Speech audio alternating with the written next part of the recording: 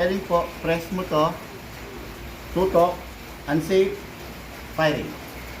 Sir.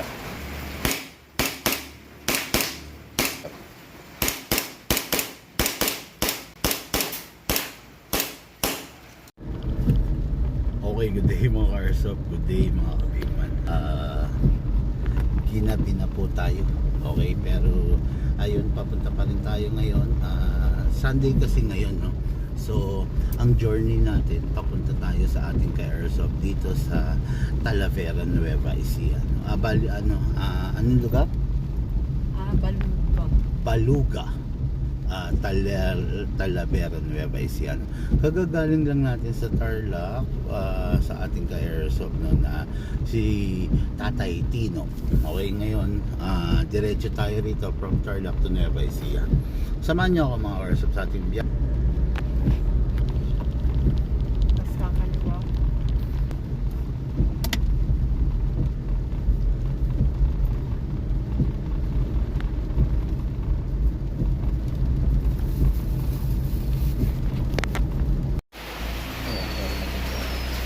Yan sir, 2011 po yan kung tawagin.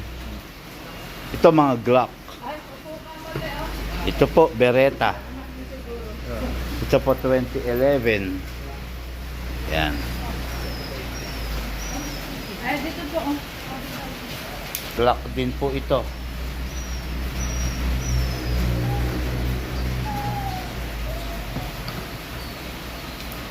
Dito ba nili? Okay mga airsoft na touchdown at Talavera, Nueva Ecija, no? Meron lang akong issue ngayon. Hindi ko mailalagay sa camera yung customer natin ngayon kasi minor siya, no? So at saka choice kasi nila, request nila na hindi na lang sila ilagay sa camera. Although pwede kong i-vlog, kaya lang hindi ko mailalagay sa camera. Actually, paliwanag ko lang, yung pinipili mo kasi John Wick. For collectors lang kasi ang John Wick. Hindi siya ginagamit as daily pistol. Kasi yung John Wick, walang pyesa. Mahirap ang pyesa kung sakaling masisira, ha? Oo. Hindi katulad ng mga standard na 2011, marami talaga tayong pyesa kung sakasakali.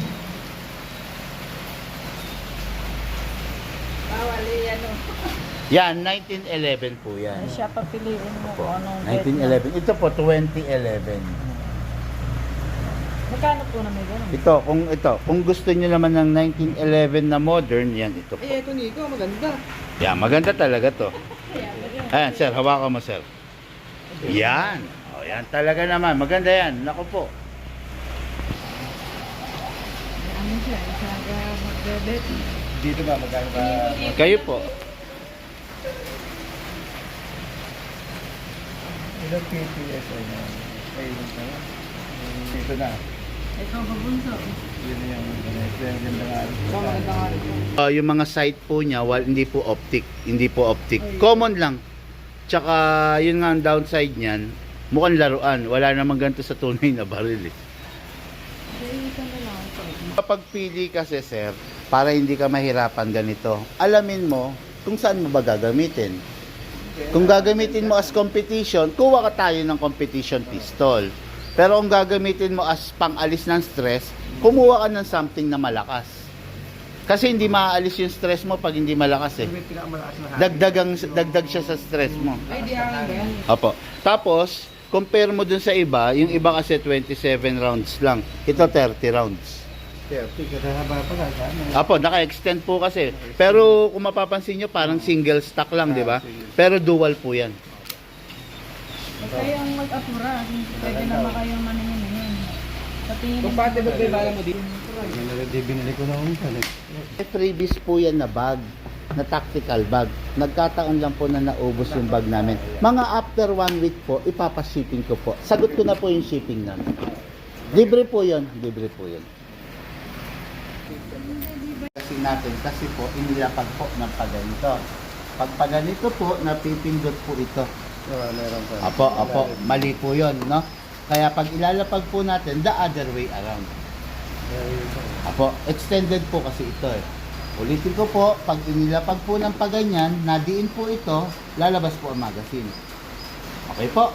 Kaya po pag ilalapag po natin, pag ganito po. Hindi po kaya naglagin pag ano. Hindi yan. Nalaglag lang kanina. Nalaglag po kasi po, ulitin ko po, Hindi nakala. ginanito po kasi. Okay, pag ginanyan po, nadiin, lalaglag po. Pero kung nakaganito po, hindi po malalaglag yan. Hindi po malalaglag yan. Okay, pag lang po na iganito po, kasi po, lalabas po yan. Okay? Pero pag nakaganito naman po, hindi po lalaglag yan. Okay, so ito po, ito pong unit na to, sige madam, may tanong po kaya? Ako naglagin eh. Yung unit na to, sir, iwasan lang natin gumamit ng China na bala. Hanggat maaari po, Stop. Wag na lang po tayong gamit ng China na bala. Hanggat maaari, yung Taiwan na lang. Tapos, isa pa, sir, yung iputok na natin na bala, wag na po natin pupulutin. Mura lang po yung bala. Kadalasang sumisira sa mga airsoft, yung reuse na bala. Iwas na lang po tayo doon, ha? Okay po, point 20 po, gagamitin natin ito. Kung napapansin natin na yung paligid, hindi naman ganong mahangin. Pero pag mahangin, gamit po tayo na mas mabigat, which is the point 25. Yun, Paano tapos, po ba nalalaman na yung balay eh? sir, okay, go muna. Ito pong unit na to, upgraded na po. Yung panlabas niya, Nakita ko yan. Sugod nyo lang iyan. Nakita yung anak ko dun sa picture. Cut na lang, cut na lang. Ano. Sige open na. po. Open na po. Ito po, upgraded na po yung labas niya. Yung loob po, yun ang in-upgrade namin. Number 1, fine-tuning, trigger job, hammer protection pad, enhanced big bore nozzle, at saka yung hop-up rubber. So, nakapalit na po ito, kaya on the future, wala na po kayong problemahin. Hindi po katulad ng unit na stock, maya't maya, i-upgrade mo. Kasi para ma-meet mo yung performance level, kailangan i-upgrade mo yung ganito, yung ganon. Ito po, wala na po, no? Kaya actually, ang laki ng tipid nyo dahil upgraded na po yung unit na makukuha ninyo. Hindi nyo na ipapa-upgrade. Pag ipapa-upgrade ninyo, sir, gagastos pa kasi kayo. Medyo may kalakihan din yun. Okay, number 1 po. Release magazine, ito po. Ito po, beaver tail. Kailangan po to. Ano ba yung dati mong baril? Taurus. Hindi, Beretta. Beretta. Oh. Walang ganito, di ba? Tama ko. Tapos ang safe niya nandito. Ito po, ito. Meron po siyang beaver tail.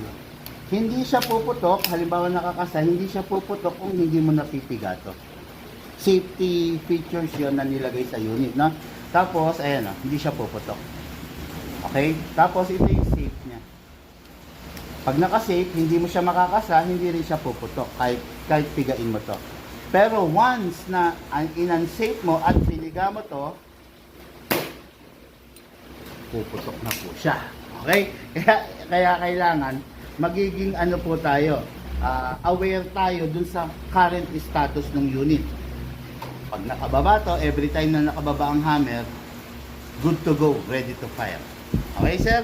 Ngayon po, ito po. Press po natin yung valve. Ito po yung tamang pag-iingat, ha. Baka po isa rin sa dahilan kung bakit nasira yung isang yung unit. Unang-una, baka yung brand po nun. Medyo nakukuha ko na kung anong brand yon. Double bell.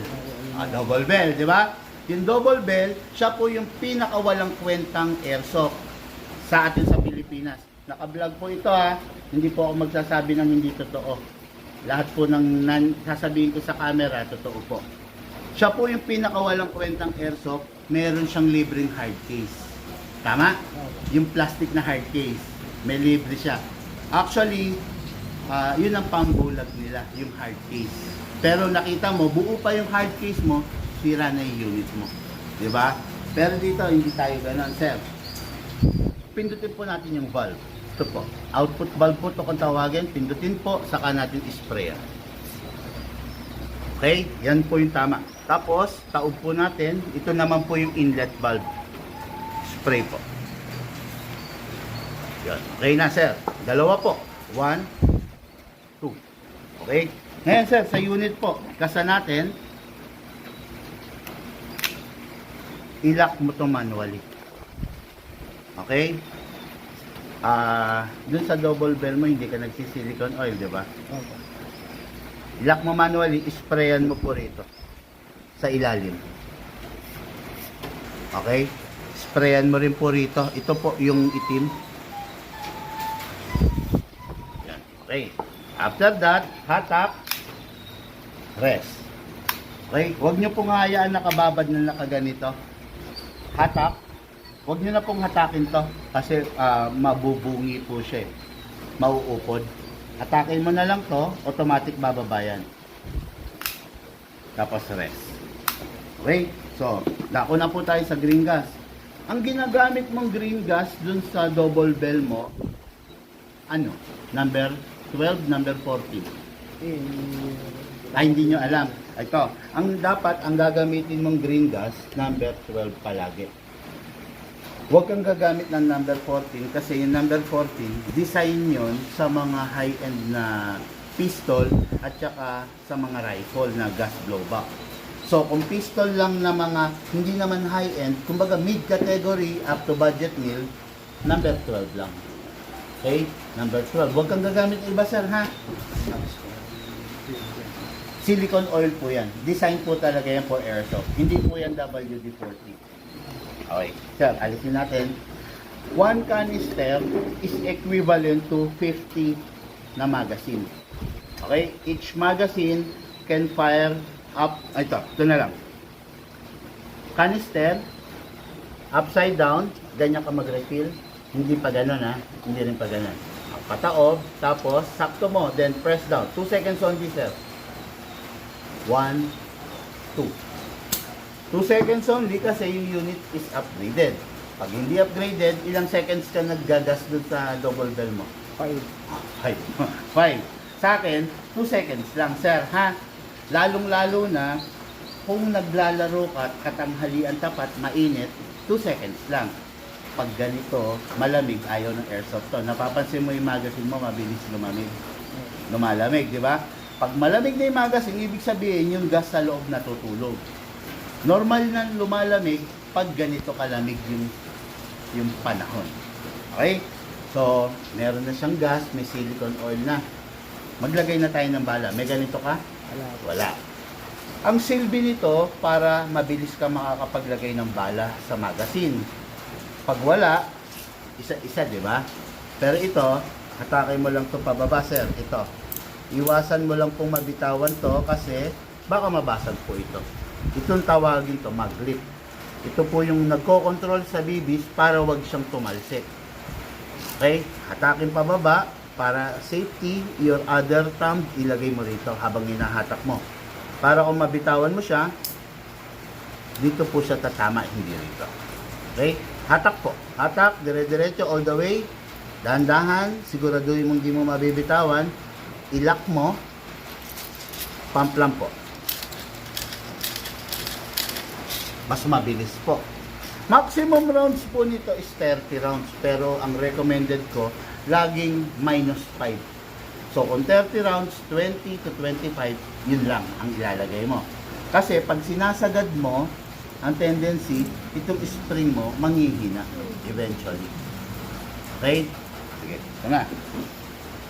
So, ito po yung magazine. Meron na pong silicone oil. Meron na rin pong gas. Yung unit, meron na rin pong silicone oil. Pasok po natin. Lakas. Huwag pong itutulak, hindi po maglalak yan. Okay? Medyo may pwersa, malakas. Finger out. Kasa, hatak. Bitaw. Tapos, always naka-safe, sir. Ngayon, tulad po ng sinabi ko, pag magpa-firing po, press mo to, tutok, unsafe, firing. Sir. Sige po. Sige, sir. Hanggang maubos mo, sir.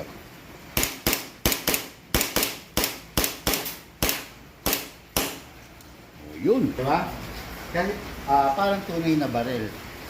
Oops. Tras. Parang tunay na barel. Open slide kasi wala na siyang bala.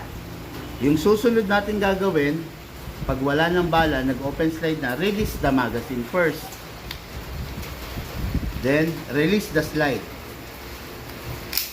Tapos, i-rest mo. Okay?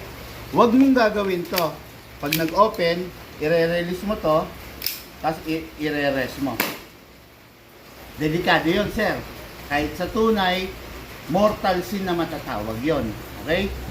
Magazine first, then release the slide, hatak, pull back, then rest.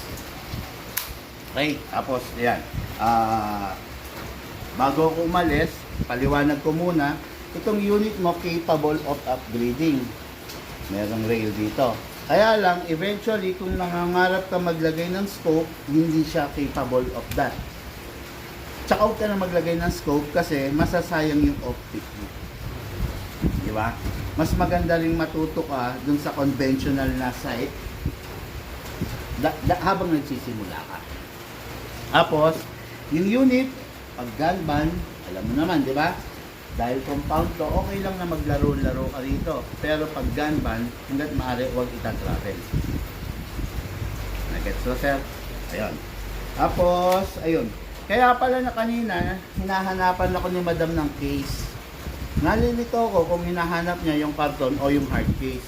Kasi, yung unit pala nila is double bell. Alam nyo naman na hindi ako nagbebenta ng double bell, di ba? Kasi unang-una, napakababang quality ng unit yun. Ang mostly of my client, mga high profile. Si Mayora, ng Talavera, di ba? Sa Pampanga, si Gob, Governor ng Bulacan. Pag binentahan ko sila ng double bell na pinaka low quality na unit, baka kung ano gawin sa akin ng mga yon, di ba? Kaya hindi po tayo nagbebenta nun. Kaya kanina nagtataka ako, bakit sa kabila ng ino-offer ko na tactical bag, hinahanapan ako ni madam ng case. Hindi ko mag-gets kung anong case. Kung yung case ba na karton or yung hard case. Yung pala, yung hard case. Ang akala nila lahat ng unit naka-hard case. Hindi po naka-hard case lahat ng unit, no? Normally, nagbibigay ako ng bag. Kaya nagtaka ako kanina, parang mas gusto ni madam yung case over the bag. Kung tutusin, napakamahal ng bag natin, napakaganda ng bag natin dahil tactical, di ba? Pero ayun naman, medyo naunawaan naman nila, no, na kaya tayo nagbibigay ng bag just in case na yung unit ita-travel mo, dapat nakabag. Hindi na hard case. Pag yung unit mo, travel mo, naka-hard case, naglalakad ka, walang iniwan para mo ring sinukbit yung unit mo, obvious na baril. Pero pag ang unit mo, nakabag, protektado ka ng batas. Ang bag is a personal belonging. Hindi pwedeng kapkapin ng pulis, ni bossing, hindi pwedeng kapkapin ng kahit sino man. Karugtong yung bag ng tahanan mo at saka ng sasakyan mo. Pag nando ka sa sasakyan mo, hindi pwedeng pababain ka, halugugin yung sasakyan. Hindi pwede. Ganon din naman yung bag. Okay? Ano po ito? Ano ba sir yung nilulubricate pa dyan? Okay, this is a gas blowback rifle. Okay? AEG lang po. Okay, AEG. Oh, okay. Oh, ito. Hindi pa kasi niya nilulubricate. Yes, Hindi. hindi. May silicone. Hindi, tulungan ko kayo dyan. Huwag kayong mag-alala. This is a AEG, pero isa na naman to sa iniiwasan kong brand. The Double Bell. Okay? Double Bell. Ayaw ko itong mga brand na to. Okay siya sa una, pero eventually kahit naka-display lang, kusa siyang nasisira eh. Especially yung, kasi itong unit na to, kaya ayaw ko ng Double Bell, gumagamit sila ng mga parts na recycled alloy. Ano ba yung recycled alloy? Nasirang rice cooker, nasirang sandok, coke in can, lulusawin, yun ang gagawing parts. Hindi tayo gumagamit nun. At saka yung mga unit natin, hindi gumagamit ng recycled parts. Virgin alloy or basal alloy yung ginagamit. Okay? Ngayon, nilabas ni Sir, ano raw ba yung lubricate dito? Actually, sa rifle, lubricated na to kasi meron sariling gearbox to, sir. Lubricated na. Ang isa lang sa pinapatuluan ng lubrication dito is the barrel. Yung barrel po, kasi ang barrel nito is tanso para wag mag-umido.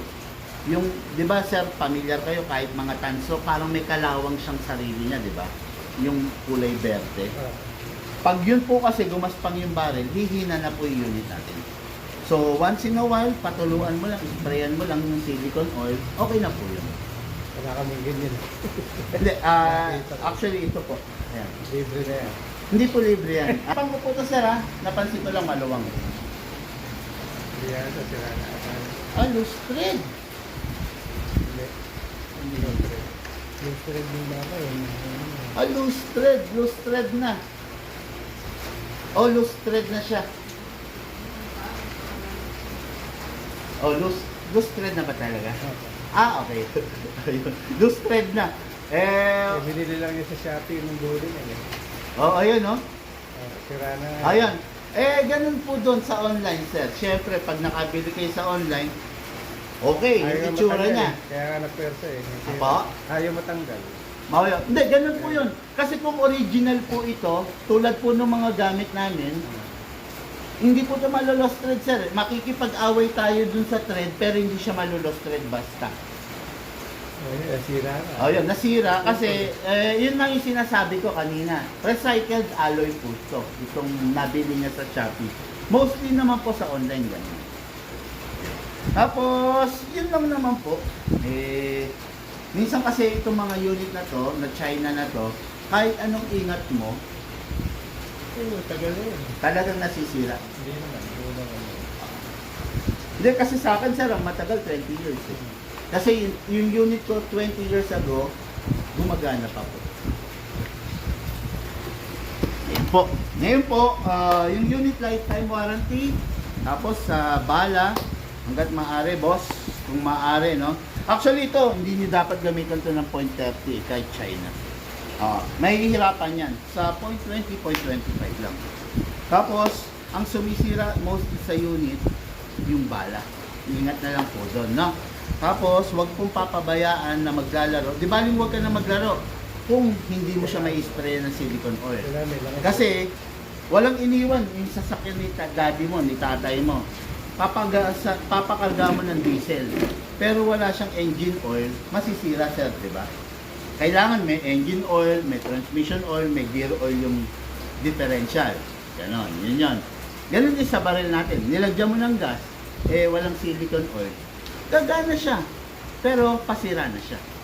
Papunta siya sa pagkasira. Yun lang po ingatan natin. Lifetime warranty po tayo. Ang sako po ng lifetime warranty, manufacturer's fault. Halimbawa po, meron in-assess namin, bunga ng manufacturer, merong defect, wala po tayong pag-uusapan doon, no?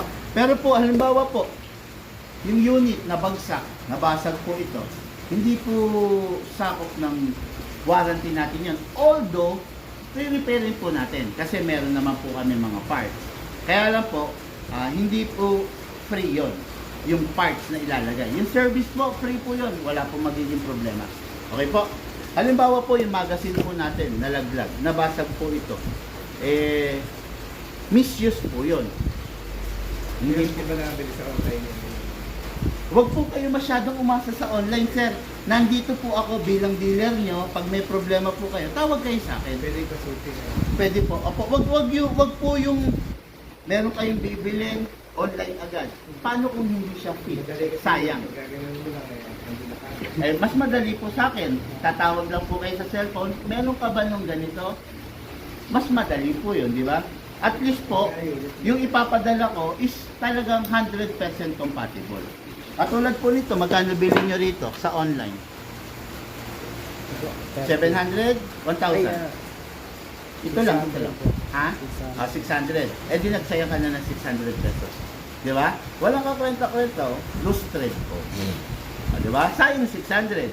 Pero kung bumili ka sa mga legit store niyan, hindi ganyang quality ang makukuha mo, sir. Matigas na quality. Tapos, ano pa ba? Wala, yun naman na, wala na. Basta sa gunband, ingat lang ha.